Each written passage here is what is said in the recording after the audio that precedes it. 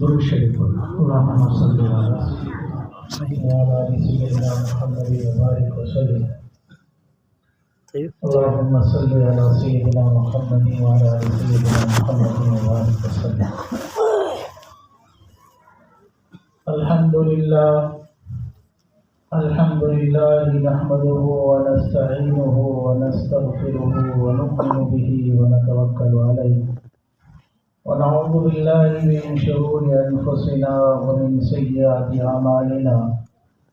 من يهده الله فلا مضل له ومن يضلله فلا هادي له.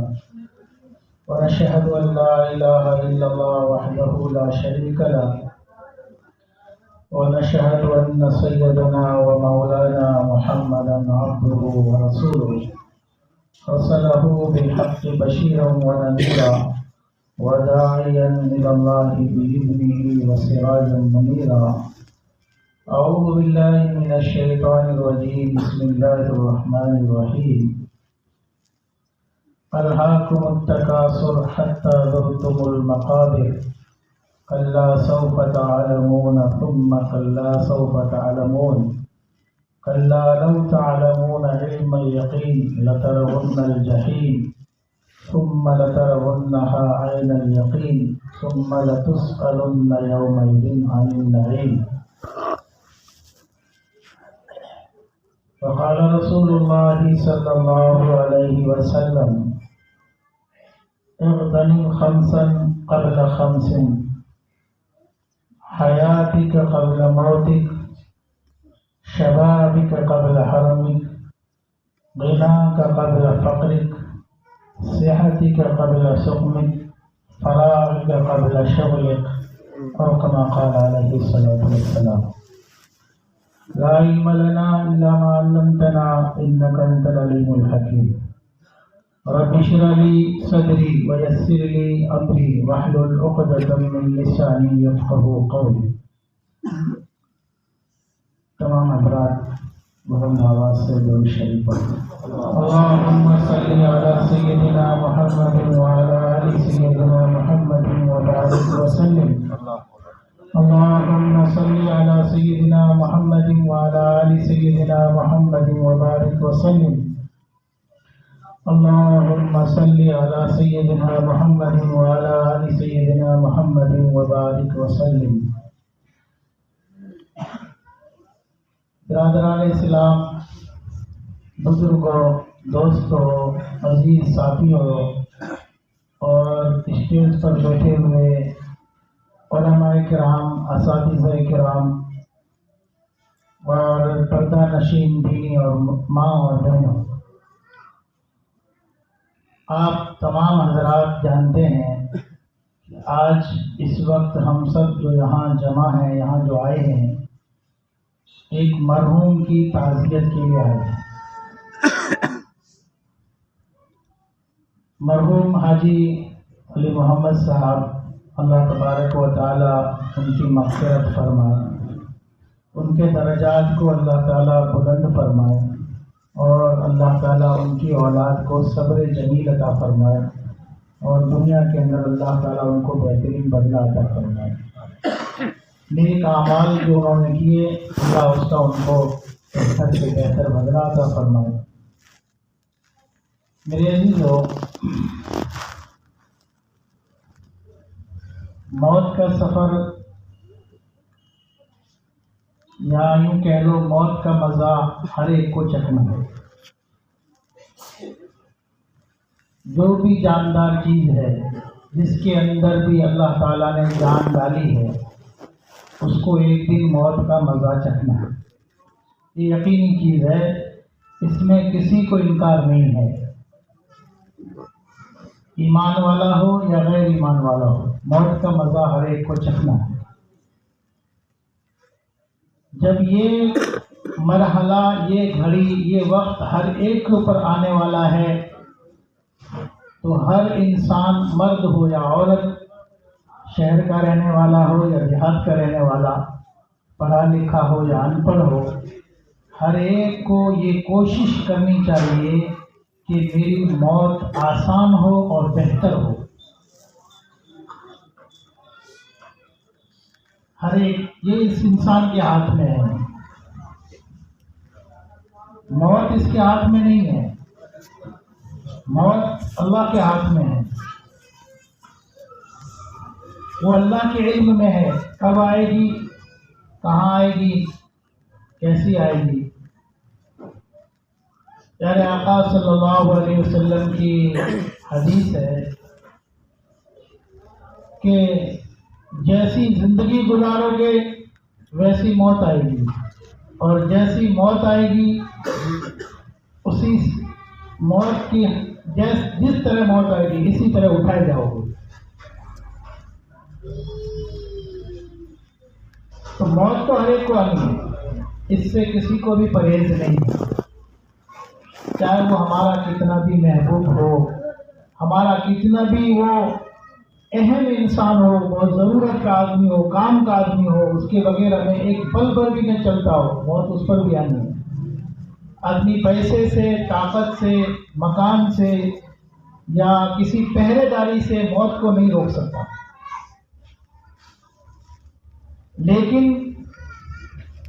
انسان اپنی موت کو بہتر بنا سکتا ہے کہ میری موت بہتر ہو، میری موت اچھی ہو، میری موت اللہ کی رضا والی ہو، میری موت اللہ کی ناراضگی والی نہ ہو، میری موت ایمان والی ہو، میری موت توبہ والی ہو، میری موت اعمال والی ہو۔ یہ ہر ایک انسان اگر کوشش کرے تو کر سکتا ہے، اور ہمیں دنیا کے اندر یہی محنت کرنا ہے، موت سے بچنے کی محنت نہیں کرنا بلکہ موت کو بہتر بنانے کی محنت کرنا۔ موت سے ہم بچ نہیں سکتے، قرآن کہتا ہے وَلَوْ كُنْتُمْ فِي بُرُوجٍ مُشَيَّدَةٍ، ایسا پیک محل ہو جس کے اندر ہوا بھی اندر انٹر نہ ہو سکتی ہو، ہوا بھی اندر داخل نہ ہو سکتی ہو، پرندہ بھی اندر نہ آ سکتا ہو، کوئی انسان کا بچہ بھی اندر نہ آ سکتا ہو، ایسا اگر پیک محل ہے، اللہ کہتے ہیں موت وہاں بھی تمہاری ملاقات کرے گی۔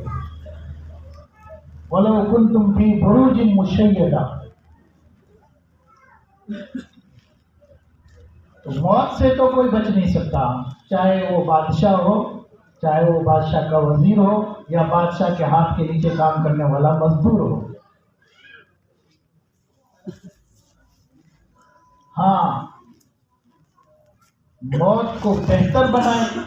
بادشاہ اگر اپنی زندگی برائی والی گزارے گا اور تمنا کرے گا کہ میری موت شاہی انداز سے ہو، بادشاہی انداز سے ہو، ایسا نہیں ہوگا۔ مزدور اگر اپنی زندگی ایمان والی گزارے، مزدور آدمی ہے، فقیر آدمی ہے، محنت کرنے والا آدمی ہے، اپنی ایمان والی، اعمال والی، اللہ سے تعلق والی، پیارے آقا صلی اللہ علیہ وسلم کی سنتوں والی زندگی گزارے، تو اس کی موت شاہی موت آ سکتی ہے کہ لوگ اس کی موت پر بھی رشک کریں کہ کیا اس کی موت ہے۔ بہت سارے ایسے اللہ کے بندے ہیں جنہوں نے زندگی خوبصورت گزاری تو ان کو موت بھی ایسے ہی آئی، سجدوں والی موت ملی، کسی کو قرآن کی تلاوت والی موت ملی، کسی کو حرم شریف کی موت ملی، کسی کو احرام کی حالت کی موت ملی۔ ہاں، جو اپنی موت کو بہتر بنانا چاہتا ہے اللہ اس کی موت بہتر بنا دیتا ہے، اور اس کے برخلاف آپ کو ایسے بھی لوگ ملیں گے کہ انہوں نے اپنی زندگی کو بگاڑا، اپنی زندگی کو بنانے کی فکر نہیں کی، تو بہت ساروں کی شراب کی حالت میں بھی موت آئی ہے، بہت سارے زنا کی حالت میں بھی بہت ساروں کو موت آئی، بہت ساروں کو چوری کرتے ہوئے بھی موت آئی ہے، بہت ساروں کو ڈکیتی کرتے ہوئے بھی موت آئی ہے، بہت ساروں کو اس کی عزت اور آبرو لوٹتے ہوئے بھی موت آئی ہے۔ اللہ ہماری حفاظت فرمائے۔ اس لیے میرے اور آپ کے آقا حضرت محمد صلی اللہ علیہ وسلم نے یہ دعائیں بتائی ہے کہ اللہ تبارک و تعالیٰ سے یہ دعائیں مانگا کرو کہ اللہ ہمیں بری موت سے بچا، بری موت سے ہماری حفاظت فرما۔ ہاں، اچھی موت، ایمان والی موت، اللہ سے تعلق والی موت، یہ موت اللہ سے مانگو۔ ایمان والی موت اللہ سے مانگو، اور انسان ایمان والی موت اسی وقت مانگے گا جب ایمان والی زندگی ہوگی۔ اگر ایک آدمی زندگی گزار رہا ہو گناہ والی اور موت مانگے ایمان والی، یہ تو میچنگ نہیں ہے نا، یہ میچنگ نہیں ہے۔ جا رہا ہے ویرانی والے راستے پر، جا رہا ہے ریگستان کی طرف، جہاں پانی ملنے کی امید نہیں، سایہ ملنے کی امید نہیں، مکان ملنے کی امید نہیں، اور دعاؤں میں مانگ رہا ہے اللہ تعالیٰ مجھے بغیچے دے دے، مجھے میٹھے پانی دے دے، مجھے اچھے مکانات دے دے۔ بھائی اگر میٹھے پانی چاہیے، اچھے مکانات چاہیے، آبادی چاہیے تو آبادی والا راستہ اختیار کر، اس راستے پہ چل، پھر مانگ، پھر اللہ دیں گے۔ جا رہا ہے ویرانی کی طرف۔ آج ہم سب کی زندگیاں ایسی گزر رہی ہے کہ ہم آخرت کو ویران کرتے جا رہے ہیں، آخرت ہماری خراب ہوتی جا رہی ہے اور زندگی گزرتی جا رہی ہے، اور اچانک ایک دن ایسے ہی خبر آ جائے گی کہ فلانا دنیا سے چلا گیا۔ پیارے آقا صلی اللہ علیہ وسلم نے فرمایا کہ آخری عمر کا انتظار مت کرو کہ آخر میں توبہ کر لیں گے، آخر میں عبادت کر لیں گے، آخر میں نیکیاں کر لیں گے۔ نہیں، پتہ نہیں، بعض انسان جوانی میں گناہ کرتا ہے اور سوچتا ہے بڑھاپے میں توبہ کر لیں گے، اور ہوتا یہ کہ بڑھاپے میں زبان ہی بند ہو جاتی ہے، زبان ہی بند ہو جاتی ہے، بولا ہی نہیں جا رہا۔ بعض انسان یہ سوچتے ہیں کہ جوان بڑھاپے میں جا کے عبادت کر لیں گے، ابھی جوانی ہے، جو کرنا کر لو، گھوم پھر لو، مزے کر لو، جوانی میں مسجد پکڑ لیں گے۔ کبھی ہوتا ایسا ہے کہ اللہ تعالیٰ ایک سجدے کا محتاج بنا دیتا ہے، ایک سجدے کا محتاج بنا دیتا ہے۔ ایسے حالات آ جاتے ہیں کہ انسان جھکنا چاہتا ہے لیکن جھک نہیں پاتا ہے۔ ہاں، آج آپ امت میں دیکھو، کبھی مسجدوں میں غور کرو، اکثر لوگ بغیر سجدوں کی نماز پڑھ رہے ہیں۔ مسجدوں میں جاؤ،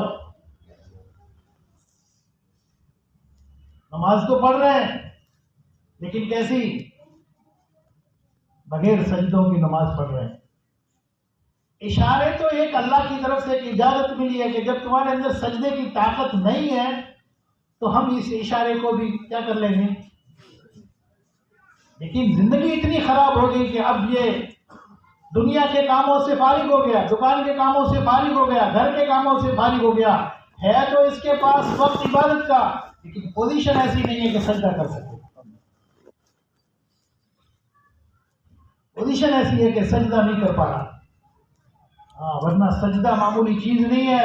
اللہ تعالیٰ فرماتے ہیں میرے بندے تو یہ نہ سوچ کہ تیرا سجدہ، تیرا یہ دل، تیری پیشانی جو ہے نا، ظاہر میں تو یوں دکھ رہی ہے کہ یہ پیشانی زمین پر رکھی ہوئی ہے، ظاہر میں تو یوں دکھ رہا ہے کہ یہ پیشانی چٹائی پر ہے، ظاہر میں تو یوں دکھ رہا ہے کہ یہ پیشانی کنکریوں پر اور ریتی پر ہے۔ اللہ کرے میرے بندے جب تو اپنے کاموں سے فارغ ہو کر میرے سامنے سجدہ کرتا ہے تو تیری یہ پیشانی میرے دو قدموں کے بیچ میں ہوا کرتی ہے،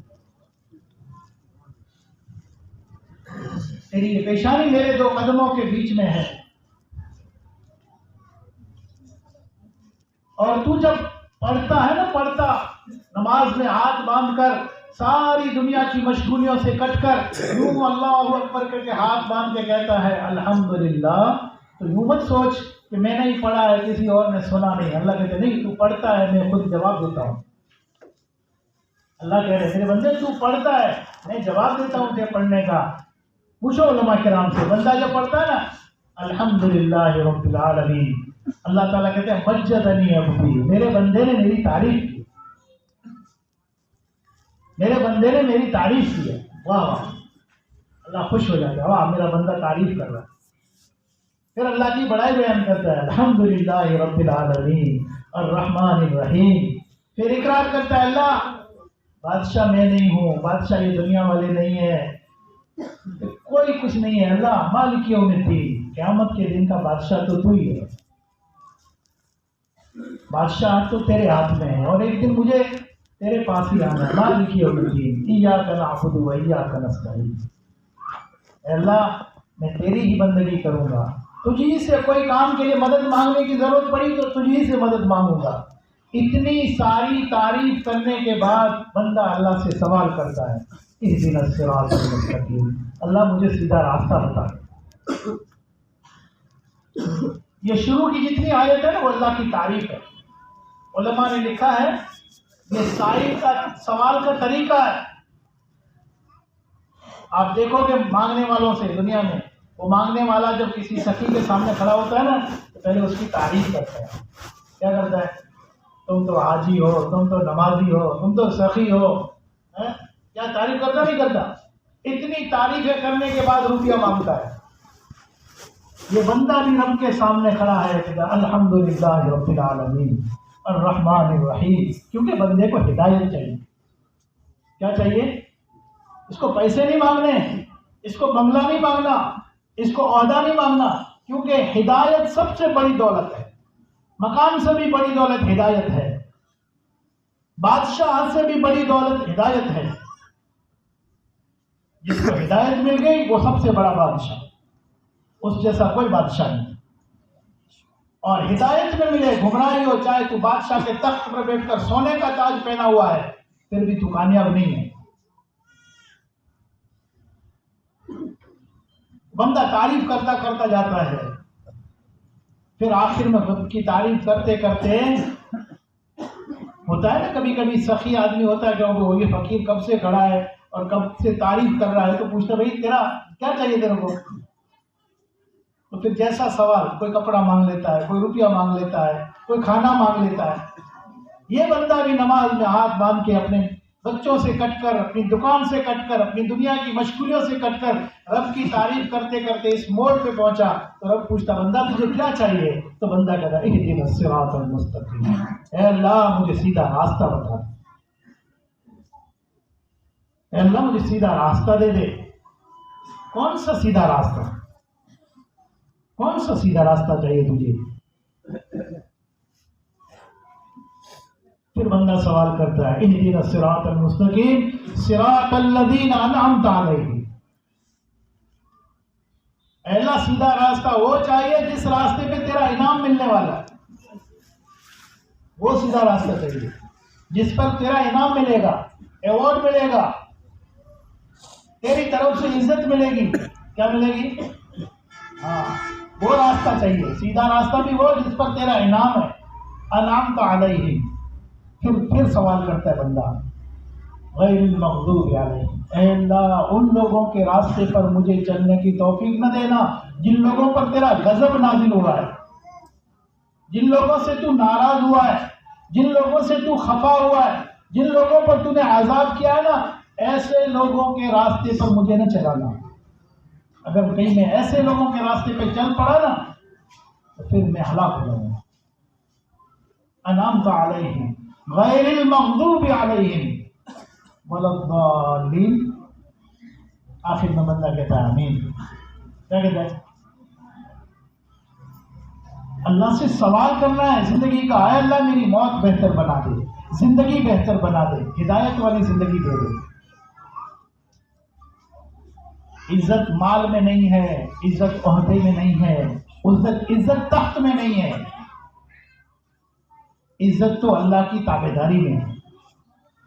اس میں ہے اللہ کے بن جاؤ، اللہ کو اپنا بنا لو، اللہ ساری مخلوق تمہاری خادم بنا دے۔ کیا بنا دیں گے؟ اللہ کو اپنا بنا لو۔ ابراہیم بن ادہم ایک بہت بڑے بادشاہ گزرے، قصہ سنا ہوگا بہت سارے ساتھیوں نے۔ ابراہیم بن ادہم بادشاہ گزرے، وہ بادشاہ کے تخت میں اپنے محل میں بیٹھے ہوئے تھے، اپنے محل کے اندر بادشاہ کے تخت پر بیٹھے ہوئے تھے۔ اچانک ایک ان کے غلام آئے، بادشاہ کے غلام آئے، انہوں نے کہا بادشاہ سلامت، ایک دیہاتی آدمی ہے، ایک جنگلی آدمی ہے، وہ آپ کے محل کی چھت پر چکر کاٹ رہا ہے۔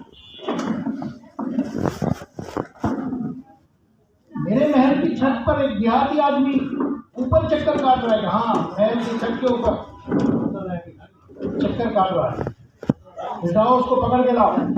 اس کی ہمت کیسے ہوئی؟ جو میرے محل کے چھت کے اوپر چکر کاٹ رہا ہے، اس کو پکڑ کے لائے۔ بادشاہ سلامت کے سامنے حاضر کیا گیا، بادشاہ نے پوچھا میرے محل کی چھت پر تو کیا کر رہا ہے؟ کہنے لگے بادشاہ سلامت میرا اونٹ گم ہو گیا، اس کو تلاش کر رہا ہوں۔ بادشاہ سلامت میرا اونٹ گم ہو گیا، اس کو کیا کر رہا ہوں؟ تلاش کر رہا ہوں۔ تو بادشاہ نے کہا ارے بے وقوف، اونٹ تیرا گم ہوا ہے کہاں؟ جنگل میں، اور تلاش کہاں کر رہا ہے؟ بادشاہ کی محل کی چھت پر۔ ارے چھتوں پر، محلوں کے چھتوں پر اونٹ نہیں ملا کرتے۔ کہنے لگے بس بادشاہ سلامت، اگر مجھے جنگل کا کھویا ہوا اونٹ بادشاہ کی محل کی چھت پر چکر لگانے سے نہیں ملے گا، اے بادشاہ سلامت ایک بول میرا بھی سن، اس بادشاہت کے تخت پر غرور والی زندگی گزارنے سے خدا بھی نہیں ملا کرتا۔ خدا چاہیے، اللہ چاہیے، رب کی محبت چاہیے، رب کا تعلق چاہیے، تو رب کا تعلق سجدوں میں ملے گا۔ وہ تختوں پر نہیں، وہ مسجد کی چٹائیوں پر ملے گا۔ وہ زمین پر سجدہ کرنے سے رب ملے گا۔ بادشاہ کے تخت پر سونے تاج پہن کر خدا نہیں ملا کرتا۔ بادشاہ کے دل پر ایسی چوٹ لگی، ایسی چوٹ لگی اس فقیر، اس کی سوال کی۔ بادشاہ نے سارا تخت و تاج چھوڑا، غلاموں کو آزاد کیا، بادشاہت کو چھوڑ کر ایک پرانی گودڑی اوڑھ کر جنگل کی طرف روانہ ہو۔ جب زندگی گزارنی ہے تو رب والی گزارنی ہے، عبادت میں، رونے دھونے میں، نمازوں میں، تلاوت میں، اللہ کے تعلق میں زندگی گزار دی۔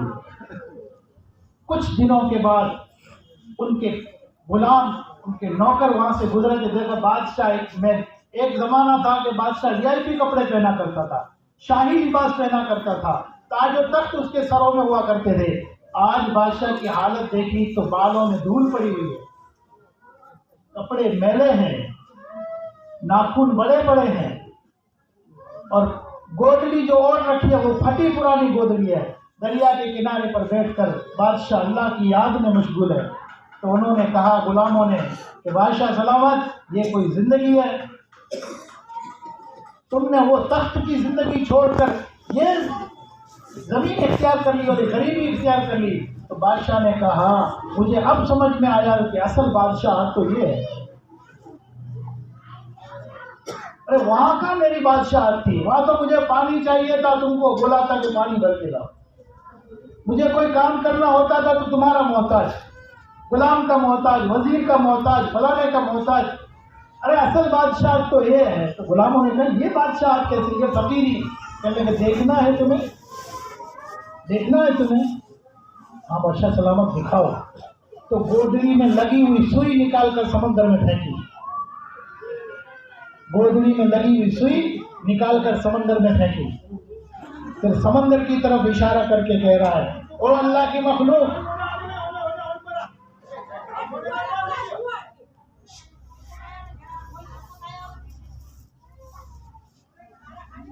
اے سمندر کی مخلوق میری سوئی واپس کرو۔ لکھا ہے تاریخ لکھنے والوں نے کہ سمندر کی مچھلیاں اپنے منہ میں سونے کی سوئی لے کر آئی۔ بادشاہ کہہ رہا سونے کی نہیں، میری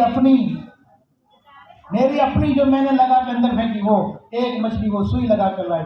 وہ غلام کو کہہ رہے بادشاہ سلامت کہہ رہے غلاموں کو، وزیروں کو، دیکھا محل میں تو صرف تم میری مانا کرتے تھے، آج میں اللہ سے جڑ گیا تو سمندر کی مخلوق بھی میری بات مانتی، میں اللہ سے جڑ گیا۔ کس سے جڑ گیا؟ ہم سب سے جڑے، کلیکٹر سے جڑ گئے، دارا سبھے سے جڑ گئے، سرپنچ سے جڑ گئے، سماج کے پٹیل سے جڑ گئے، لیکن اللہ سے نہیں جڑے۔ اللہ سے ہم سب کٹے ہوئے ہیں، ہم سب کو پہچانتے ہیں۔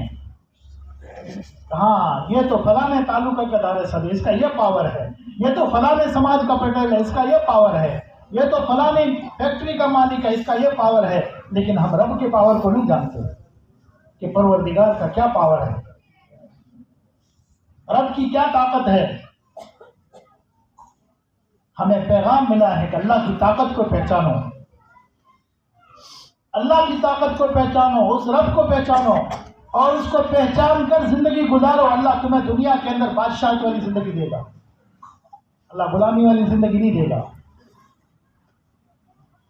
اللہ غلامی والی زندگی نہیں دے گا. زندگی اعمال والی گزارو, اللہ خوش ہو جائے.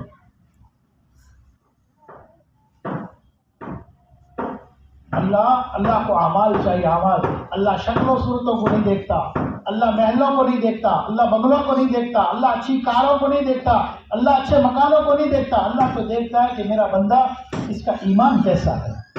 شکل نہیں, پوزیشن نہیں, کپڑے پھٹے ہوئے ہیں کوئی بات نہیں, جھونپڑی ہے کوئی بات نہیں, لیکن تعلق کیسا ہے,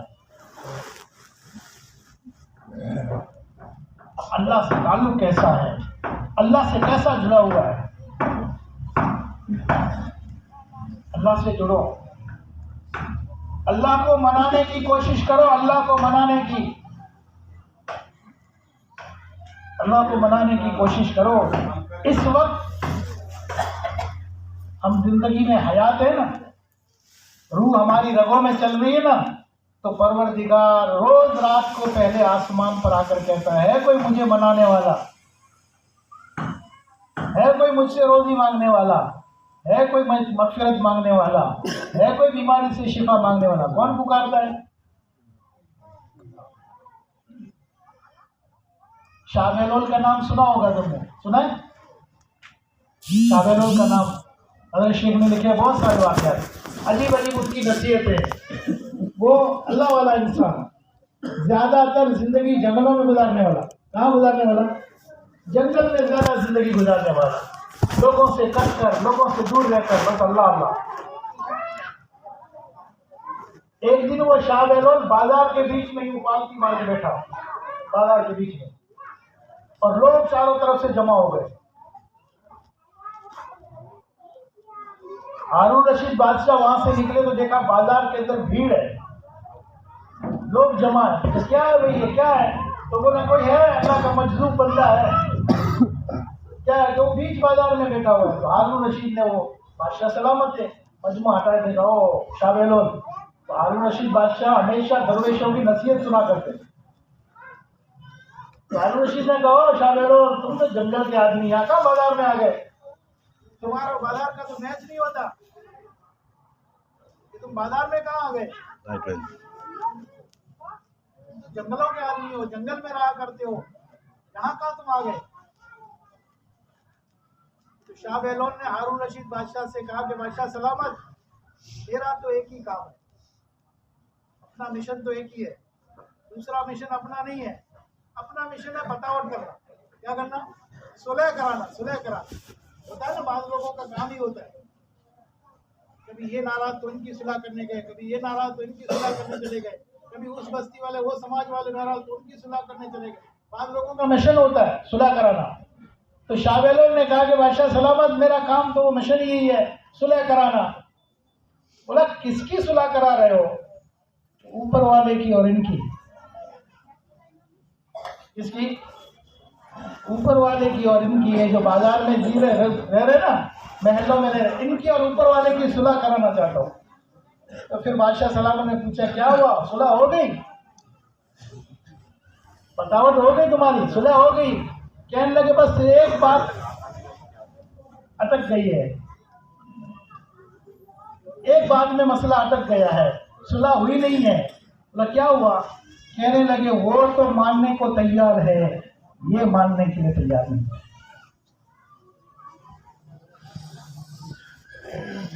وہ ماننے کے لیے تیار ہے, وہ بتاوٹ کرنے کے لیے تیار ہے, یہ نہیں ماننا, یہ بہانے کر رہے ہیں. ہارون رشید بادشاہ نے لوگوں سے کہا کہ لوگوں تم چلے جاؤ, یہ تو شاہ بہلول ہے, اس کی باتوں میں نصیحت کی باتیں ہیں, عبرت کی باتیں, تم چلے جاؤ. مجمع چلا گیا. وہ شاہ بہلول بھی بازار میں سے اٹھ کے چلا گیا. کچھ دن گزرے, تھوڑے دنوں کے بعد ہارون رشید بادشاہ گزرے تو دیکھا کہ شاہ بہلول قبرستان کے اندر اسی طرح بیٹھے ہوئے, پالکی بات قبرستان کے بیچ میں بیٹھے. ہارون رشید نے دیکھا, پھر گئے, اے شاہ بہلول تم تو جنگل کے آدمی, کچھ دن پہلے بازار میں بیٹھے ہوئے تھے, آج یہاں قبرستان میں, یہاں تو کوئی ہے بھی نہیں, یہاں کیوں آئے ہو، کیا کام ہے؟ کہنے لگے بادشاہ سلامت، اپنا کام تو وہی ہے، بتاوٹ کرنا، صلح کرانا، سمجھوتا کرانا۔ بولا ہو گئی؟ کہنے لگے وہی نہیں۔ پھر کیا ہوا؟ کہنے لگے آج یہ تو ماننے کے تیار ہے، وہ ماننے کو نہیں تیار ہے۔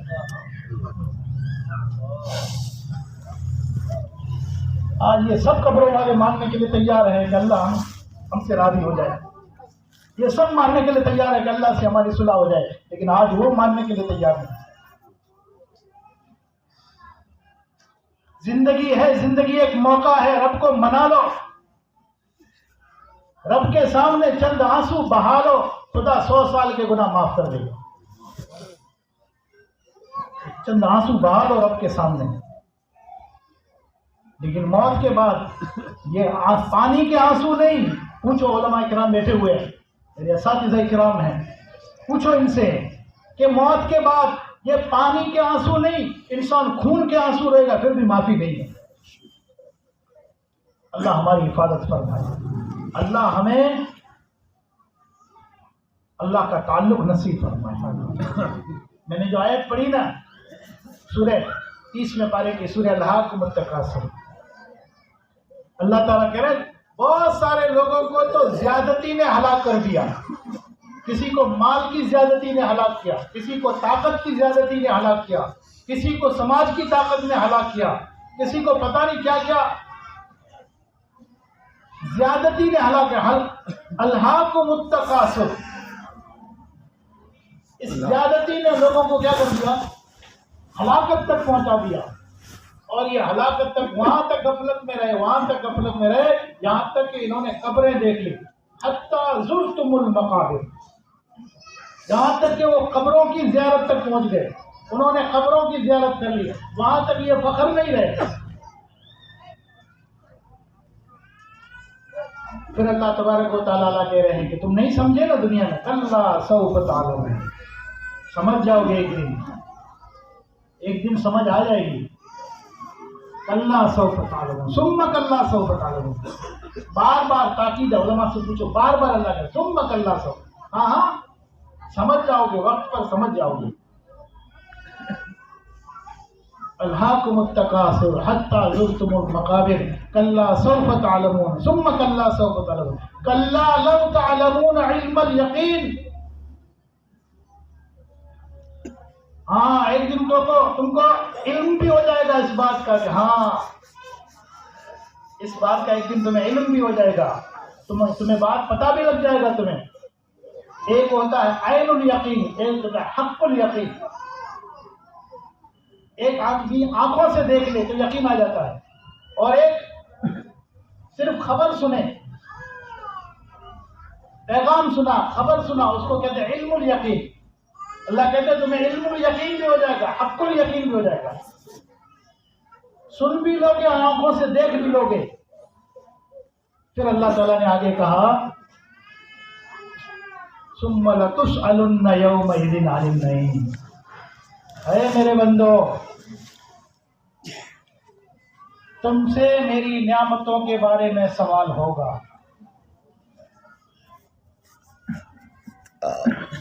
کروڑوں نعمتیں ہم اللہ کی استعمال کر رہے ہیں۔ ایک دن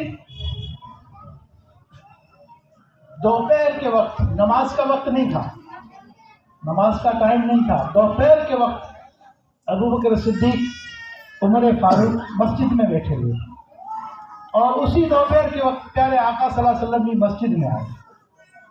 تو پیارے آقا نے پوچھا ابوبکر، عمر، اس وقت تیز دھوپ کے وقت یہاں مسجد میں، ابھی تو نماز کا بھی وقت نہیں ہے۔ تو دونوں ساتھیوں نے کہا یا رسول اللہ صلی اللہ علیہ وسلم، ہمیں بھوک یہاں لے آئی۔ کیا لے آئی؟ بھوک نے بے چین کیا، گھر میں کچھ ہے نہیں، بھوک نے ہمیں گھر میں بے چین کر دیا، تو ہم نے سوچا چلو اللہ کے گھر میں جا کے بیٹھتے ہیں۔ تو پیارے آقا نے فرمایا اللہ کی قسم، میں بھی اسی بھوک کی وجہ سے یہاں آیا، اللہ کی قسم میں بھی بھوک کی وجہ سے اس وقت مسجد میں آیا ہوں۔ کون ہے؟ امام الانبیاء ہے۔ کون ہے؟ جن کو اللہ نے آفر کی تھی آفر، میرے محبوب اگر آپ چاہو تو مکے اور مدینے کے پہاڑوں کو سونے کا بنا دوں، وہ آپ کے ساتھ چلا کریں گے۔ میرے آقا نے فرمایا نہیں چاہیے اللہ، نہیں چاہیے، مجھے مسکینی والی زندگی چاہیے۔ ایک دن کھاؤں گا اس دن تیرا شکر کروں گا، جس دن بھوکا رہوں گا اس دن صبر کروں گا۔ نہیں چاہیے مجھے مال دولت بادشاہت، نہیں چاہیے۔ حضور نے فرمایا ابو بکر عمر، واللہ اللہ کی قسم مجھے بھی یہاں بھوک لائی، مجھے بھی یہاں بھوک لے کر آئی۔ پھر حضور نے دونوں کو کہا کہ چلو فلاں صحابی کے گھر چلتے۔ ایک صحابی کے گھر گئے، وہ صحابی گھر سے کہیں تھوڑے کام کے لیے باہر گئے ہوئے تھے، وہاں جب گئے تو ان کی بیوی نے دیکھا کہ اللہ کے رسول آ رہے ہیں۔ میں ہمیشہ اپنے ساتھیوں سے کہا کرتا ہوں، خوش نصیب ہے وہ گھرانے جن کے گھر پر نبوت چل کر گئی، خوش نصیب ہے وہ گھرانے۔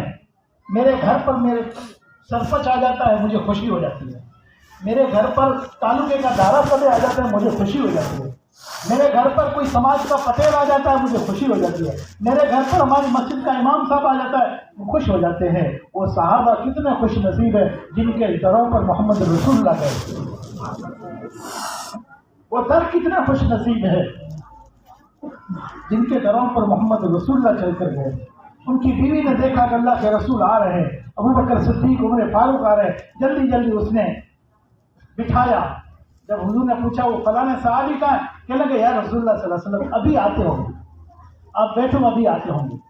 تھوڑی دیر وہ صحابی آ گئے، وہ خوش ہو گئے، اوہ اللہ کے رسول میرے گھر۔ حضور نے ایک دم سوال کر لیا، کھانے کے لیے ہے کچھ؟ کھانے کے لیے ہے کچھ؟ وہ صحابی دوڑے ہوئے گئے، کھجور میں سے وہ کھجوروں کا جو کھارک اس کا باغ تھا، اس میں سے ایک پورا خوشہ توڑ کر لائے، اس میں کچھ پکی ہوئی تھی کچھ کچی تھی، خوشی خوشی میں توڑ کر لائے، حضور کے سامنے آ کے رکھ دی۔ حضور نے فرمایا بھائی پکی توڑ کر لاتی ہے، کچی کیوں توڑ کر لائے؟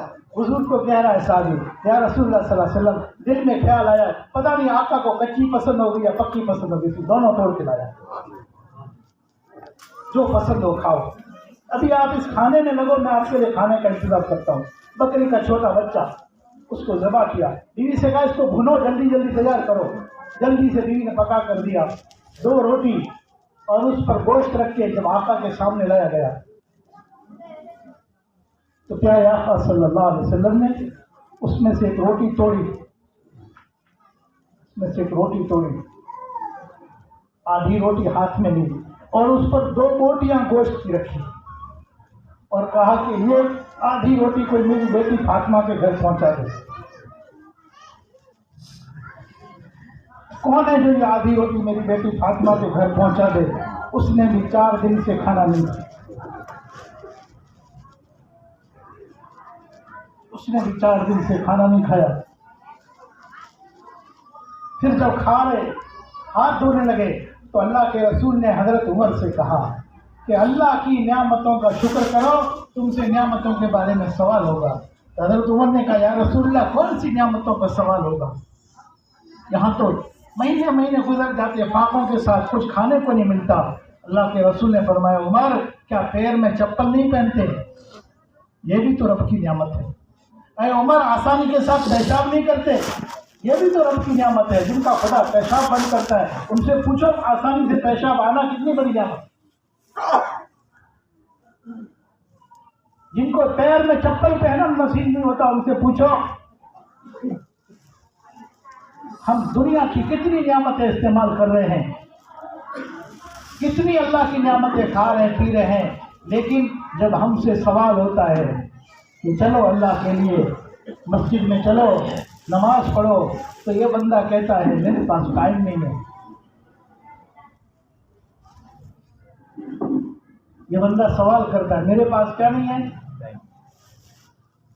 جب اس سے کہا جاتا ہے چل اللہ کے گھر میں نماز پڑھ تو یا تو یہ سوال جواب یہ دیتا ہے کہ میرے پاس ٹائم نہیں ہے، بعض ایسا جواب دیتے ہیں کہ ہمارے کپڑے صحیح نہیں ہیں۔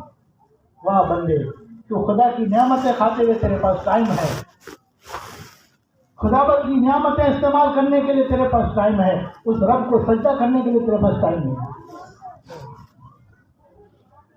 کسی دوست کی شادی میں جانے کے لیے تیرے پاس پاک صاف کپڑے ہیں، رب کے سامنے سجدہ کرنے کے لیے تیرے پاس کپڑے نہیں ہیں۔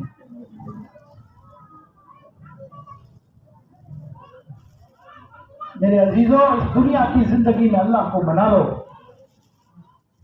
اللہ کو خوش کر لو۔ یہاں ایک سجدہ کئی ہزاروں گنا آپ کے معاف کروا سکتا ہے، لیکن اگر یہاں سے سجدوں کے بغیر چلے گئے تو میدان محشر میں ایک سجدے کو ترسیں گے، ایک سجدے کو ترس جائیں گے۔ حدیث میں آتا ہے میدان محشر میں اعلان ہوگا، جنہوں نے دنیا میں مجھے سجدہ کیا آج یہاں سجدے میں چلے جاؤ۔ میدان محشر میں اعلان ہوگا، آج یہاں سجدے میں چلے جاؤ۔ تو جنہوں نے دنیا میں اللہ کو سجدہ کیا ہوگا وہ فوراً آسانی کے ساتھ سجدے میں چلے جائیں۔ لیکن جنہوں نے دنیا میں اللہ کو سجدہ نہیں کیا، غرور میں رہے، گھمنڈ میں رہے، طاقت کے جوش میں رہے، عہدے کی طاقت پہ رہے اور سجدہ نہیں کیا، وہ وہاں کوشش کریں گے کہ میں سجدہ کروں، لیکن اللہ ان کی کمر کو لوہے کی بنا دیں گے، جھکنے ہی نہیں دے گا اللہ ہماری حفاظت فرمائے۔ اللہ ہمیں موت سے پہلے اپنی موت کو بہتر بنانے کی توفیق دے۔ اپنی موت کو بہتر بناؤ کہ موت ایمان والی ہو، موت کلمے والی ہو، موت اللہ کی مخلوق سے بھی ہم کیا ہو، ہمارے اچھے تعلقات ہوں، اللہ کی ذات کے ساتھ بھی ہمارے ساتھ اچھے تعلقات۔ زندگی، میں نے پیارے آقا صلی اللہ علیہ وسلم کی حدیث پڑھی ہے، اللہ کے رسول صلی اللہ علیہ وسلم نے فرمایا 5 چیزوں کی قدر کر لو۔ کیا کر لو؟ بولو کیا فرمایا؟ 5 چیزوں کی قدر کر لو، دوسری 5 آنے سے پہلے۔ پہلی 5 تمہیں جو ملے نا ان کی قدر کر لینا، ورنہ بعد میں جو 5 آئیں گی نا، اگر پہلی کی قدر نہیں کی تو بعد والی تمہارے لیے مصیبت بن کر آئے گی۔ 5 چیزوں کی قدر کر لو۔ سب سے پہلی حضور نے فرمایا حیاتی کا قبل موت، زندگی کی قدر کر لو موت آنے سے پہلے۔ اگر زندگی کی قدر نہیں کی تو موت تمہارے لیے مصیبت بن جائے گی، موت تمہارے لیے کیا ہو جائے گی، تمہارے لیے پریشانی کا سبب بن جائے گی، تمہارے لیے موت دکھ کا سبب بن جائے گی۔ زندگی کی قدر کر لو۔ ایک اللہ والے نیک انسان تھے، اللہ کے ولی تھے، وہ صرف آٹا ہاتھ میں لے کر منہ میں کھا رہے، آٹا ہاتھ میں لے رہے اور کھانک رہے۔ لوگوں نے زندگی کی ایسے قدر کی تو کسی نے پوچھا حضرت یہ آٹا اگر آپ اس کی روٹی بنا لو، کیا بنا لو، کچا آٹا آپ کھانک رہے ہو، کچا آٹا منہ میں ڈال رہے ہو، اس سے اچھا ہے کہ اس کی روٹی بنا لو، روٹی بنا کے کھاؤ۔ کہنے لگے میرے بھائی، ایک دن میں نے روٹی بنائی اور روٹی پکا کر اس کا لقمہ منہ میں لیا، اس کو چبایا اور پیٹ میں اتارا، اور دوسرے دن صرف آٹا منہ میں لیا اور اس کو منہ پیٹ میں اتارا۔ دونوں کے درمیان جب میں نے ٹائم دیکھا تو روٹی کا ٹکڑا کھا کر منہ میں اتارنے میں اتنا وقت خرچ ہو جاتا ہے کہ میں 70 مرتبہ سبحان اللہ کم پڑھتا ہوں، اور اس کے مقابلے میں جب صرف آٹا منہ میں ڈال کر پانی پی لیتا ہوں تو 70 مرتبہ سبحان اللہ میرا زیادہ ہو جاتا ہے۔ اس لیے میں نے 40 سال سے روٹی کھانا چھوڑ دیا۔ وقت، حیاتی کی قدر۔ یہاں تو چوراہوں پر، آج سردیوں کے موسم میں عشاء کی نماز 8 سوا 8 بجے ہو رہی ہے، مسلمان نوجوان 1 بجے تک ہوٹلوں پر بیٹھ کر زندگی گزار رہا ہے۔ 2 بجے سے پہلے اس کو نیند آتی نہیں اور صبح 11 سے پہلے اس کی کھلتی نہیں۔ پھر کہتا ہے میرے پاس وقت نہیں ہے، پھر کہتا ہے میرے پاس نماز کے لیے ٹائم نہیں ہے۔ یہ وقت تو کہاں سے لایا؟ چوراہوں پر بیٹھ کر گزار رہا ہے۔ تو رات کو موبائل کو وقت دے رہا ہے، کیا خدا کا حق نہیں کہ خدا کو 1 آدھا گھنٹہ تو دے دے؟ زندگی کی قدر کرو موت سے پہلے۔ دوسری چیز پیارے آقا صلی اللہ علیہ وسلم نے فرمائی شبابی کا قبل حرمک، جوانی کی قدر کر لو بڑھاپا آنے سے پہلے. اس کی جوانی کی قدر کر لو. آج تمہاری آنکھیں دیکھ رہی ہے، تمہارے پیروں میں چلنے کی طاقت ہے، ہاتھوں میں پکڑنے کی طاقت ہے، زبان میں بولنے کی طاقت ہے، کانوں میں سننے کی طاقت ہے. ابھی کام کر لو ان سے. اگر ان ہاتھ پیروں کو غلط کاموں میں استعمال کیا، آنکھوں سے غلط دیکھا، کانوں سے غلط سنا، تو ایک وقت آئے گا تیرے اوپر بڑھاپا سوار ہو جائے گا. پیر چلنا چھوڑ دیں گے، آنکھیں دیکھنا چھوڑ دے گی، زبان بولنا چھوڑ دے گی، کان سننا چھوڑ دیں گے. اس وقت تو تمنا تو بہت کرے گا، کاش پیر ہوتے تو مسجد جاتا، کاش آنکھیں برابر ہوتی تو قرآن پڑھتا. اللہ کہتے جب تھی تب کیا نہیں، اب جب چلی گئی تو اب افسوس کرنے سے کیا فائدہ. جب پیر تھے تو تم نے قدر کی نہیں، جب تیرے اندر طاقت تھی تو نے قدر نہیں کی، اب وہ طاقت چلی گئی، اب تجھے کمزوری نے گھیر لیا. حیاتی جوانی کی قدر کرو. کس کی؟ قصہ پڑھا ہوگا آپ لوگوں نے، لوگ جوانی کو کیسے قیمتی بناتے ہیں. ہارون رشید بادشاہ، میں نے ابھی سنا نا قصہ. ہارون رشید بادشاہ کوئی معمولی بادشاہ نہیں، کوئی بدکار بادشاہ نہیں تھا. ہارون رشید بھی بڑا نیک بادشاہ تھا، ہر سال حج کرنے جاتا تھا. بادشاہت کے زمانے میں 300 رکعت نفل پڑھتا تھا رات کو. اور جس سال خود حج پر نہیں جاتا تھا اس سال علماء 300 علماء کو حج پر روانہ کرتا اپنے خرچے سے. معمولی بادشاہ نہیں تھا ہارون رشید، بڑا بادشاہ تھا، لیکن پھر بھی بادشاہ تھا، دنیا کی حکومت تھی. ایک دن ہارون رشید بادشاہ کے محل میں دوسرے ملکوں کے وزیر آئے ہوئے تھے، بادشاہ آئے ہوئے تھے. ان کے میٹنگ ہال میں بڑے بڑے لوگ بیٹھے تھے، وی آئی پی کپڑے پورا. ایک دم بادشاہ کے محل میں وہ بادشاہ کا بچہ چھوٹا، ہارون رشید بادشاہ کا لڑکا، میلے کپڑے، بالوں میں دھول، محل میں آیا. تو وزیروں نے کہا بادشاہ سلامت، اپنے بیٹے کو کچھ کہو نا، یہ تو آپ کی بے عزتی کروا دے گا. کیا کروا دے گا؟ یہ تو آپ کی بے عزتی کروا دے گا. آپ ہارون رشید بادشاہ اور آپ کے محل میں آج اتنے وی آئی پی لوگ آئے ہوئے ہیں، کیسے کیسے لوگ آپ کے یہاں میٹنگ میں آئے ہوئے ہیں. یہ بچہ ابھی محل میں داخل ہوگا، لوگ پوچھیں گے کون ہے، کہیں گے ہارون رشید کا بیٹا. تو آپ کا انسلٹ ہوگی، آپ کی بے عزتی ہوگی، آپ کی عزت چلی جائے گی. اس بیٹے کو کچھ کہو. ہارون رشید نے کہا کہ بیٹا تم نے مجھے لوگوں کے سامنے رسوا کر دیا.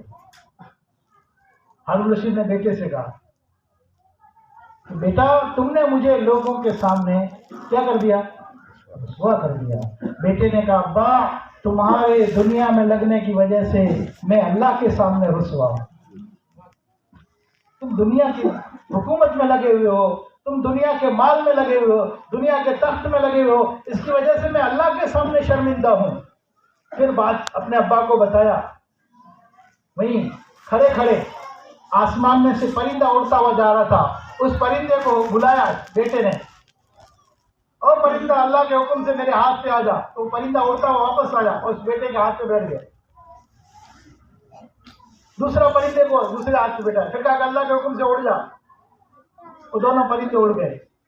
پھر کہا کہ ابا آپ دنیا میں لگے ہوئے ہو، میں آپ کی وجہ سے اللہ کے سامنے شرمندہ ہوں، اس لیے میں نے آج سے نیت کر لی ہے، آج سے ارادہ کر لیا ہے آپ کی دنیا میں نہیں رہوں گا، آپ کے شاہی محل میں نہیں رہوں گا، میں غریبی والی زندگی گزار دوں.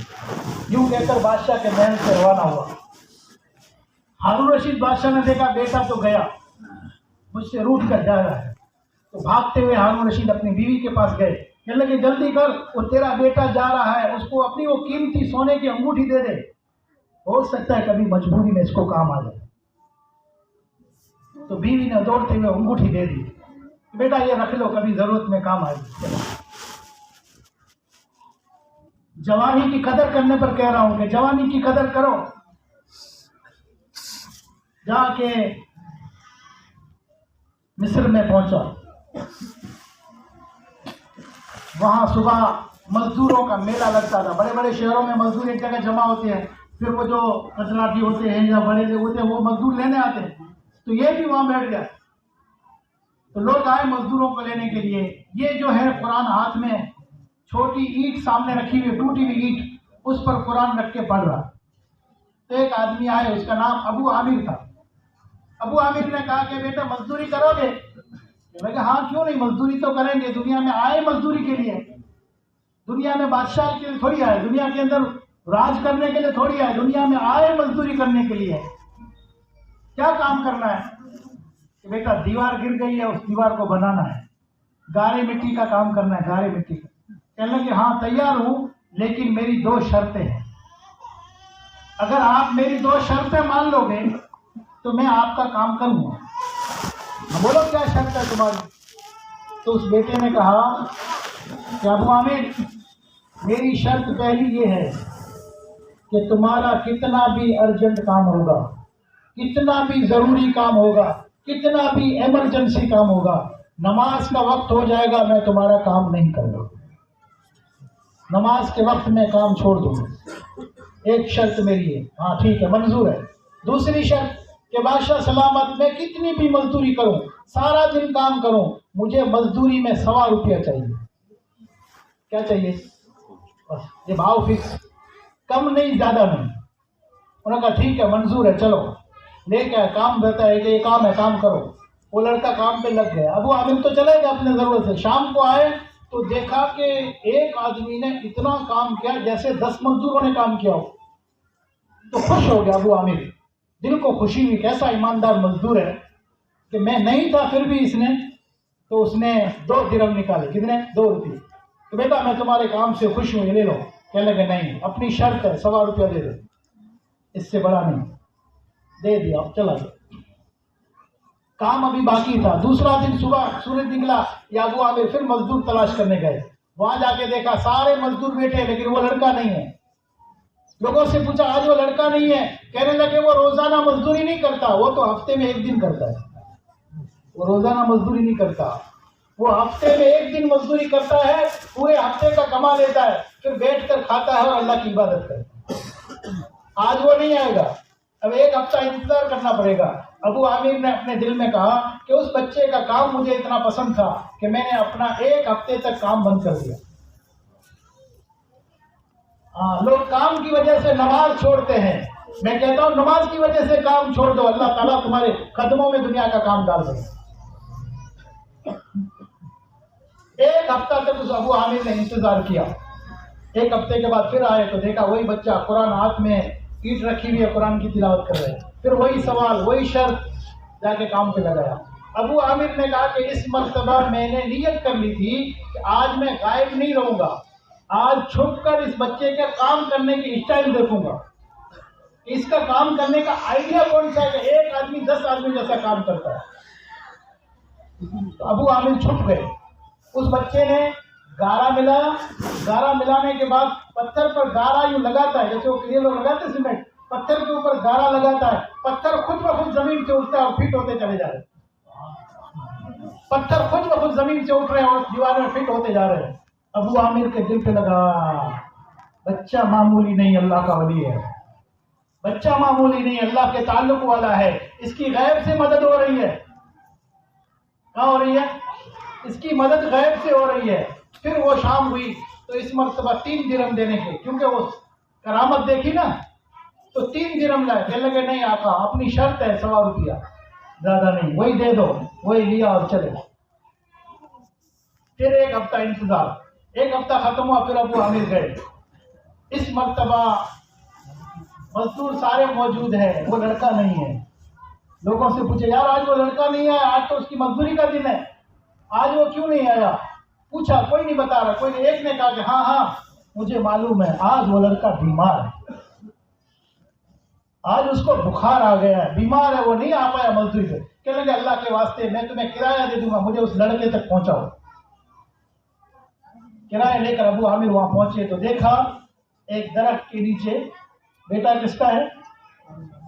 मैं आपसे पूछ रहा हूं, बेटा किसका है? एक दरख्त के नीचे कपड़ा भी बिछा हुआ नहीं, उसके नीचे लेटा हुआ है, बदन धूल से बड़ा हुआ है, सर के नीचे ईंट टूटी हुई रखी हुई है। ابو عامر وہاں پہنچے تو دیکھا یہ بخار میں تڑپ رہا ہے، بخار میں بے چین ہے. تو ابو عامر نے دوڑتے ہوئے اس بچے کا سر اینٹ سے اٹھایا اور اپنی گود میں رکھا. اینٹ سے سر ہٹایا اور اپنی گود میں رکھا. تو اس بچے نے کہا کہ ابو عامر